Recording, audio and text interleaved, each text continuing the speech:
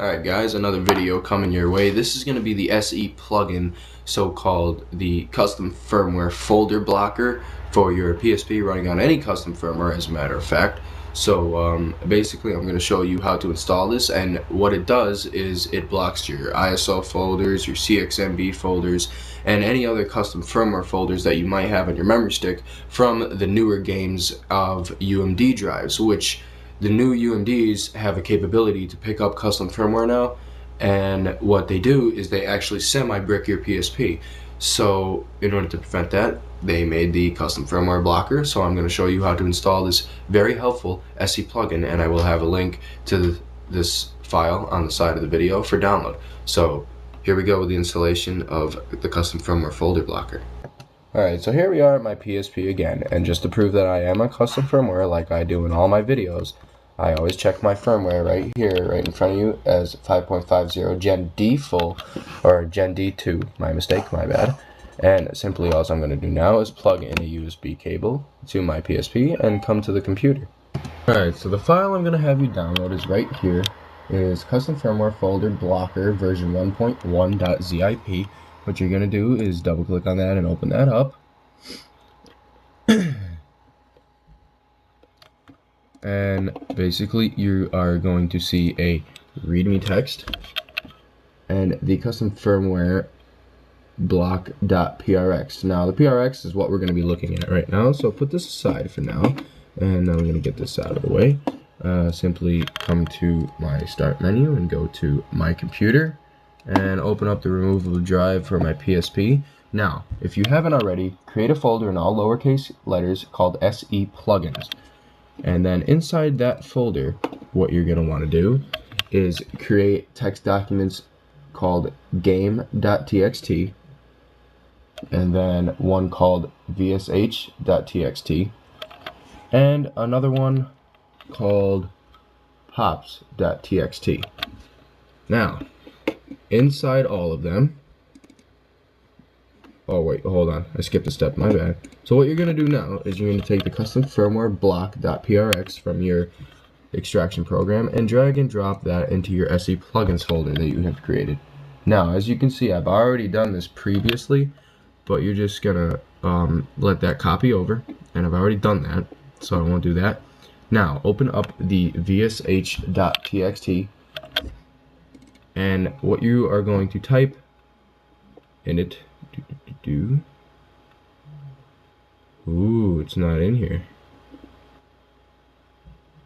Or is it in the game text? Okay, yeah. In your game text, this is the most important one. You're going to want to write this one right here. I will highlight it for you so we can see what I'm talking about. But this is what you're going to write. ms0:/SEplugins/ custom firmware block.prx space 1. And what you're going to want to do, I'm not too worried about this, but we'll exit that and save it. And I recommend, so just to be on the safe side, to write it in your pops and your VSH text document as well. So make sure that you have them all written in the three texts, the game, pops, and VSH text. And also make sure that you have your custom firmware block.prx inside your SE plugins folder. So now we can exit this and get that out of the way and come back to the PSP. Alright, so back at the PSP now, we're going to exit USB mode, and simply what I'm going to do is hold up the power button until the screen turns off. Now hold down the R trigger and turn the power back on to access the recovery menu. Once the recovery menu comes up, scroll down to plugins and scroll down until you see the custom firmware block.prx, either in brackets for game, VSH, or pops, and make sure that it is enabled. So enable all of them, or whatever one you choose, and then simply go back and then exit the recovery menu, and your system will reboot.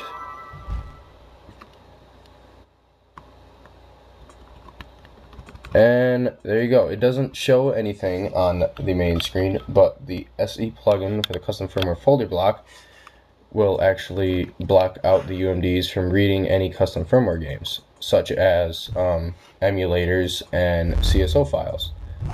So no big worries about that, but other than that, you're pretty much set.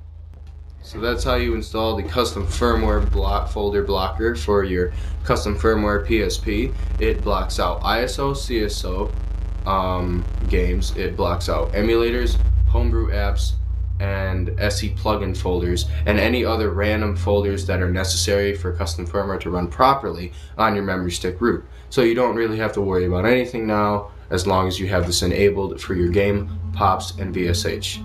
So thanks for watching. I hope this helps. I hope you choose to download this SEplugin. I find it very useful. It helps protect me from semi-bricking my PSP. And again, I will have the link for download underneath more information.